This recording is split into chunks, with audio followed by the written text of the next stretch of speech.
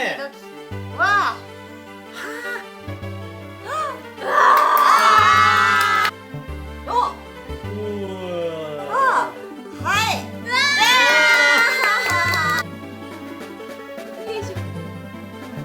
これはこれで可愛いな、なんか。来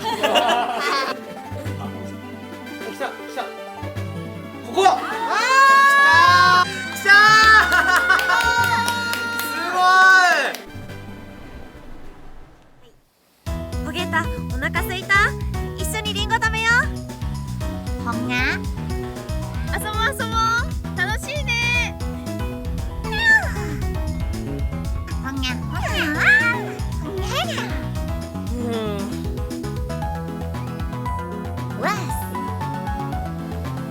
クワッス。クワースクワース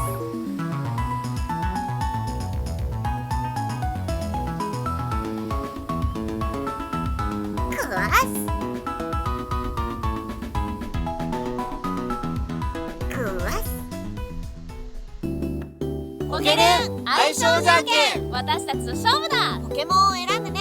草は水に強くて、炎は草に強い、水は炎に強いよ。せーの、君に決めた。クワスだったのでヤオハを選んだ君の勝ち。みんな勝てたかな？ということで今回は粘土よしりんさんと一緒にクワスを作ってみました。僕たちポケルン TV のチャンネルもぜひチェックしてね。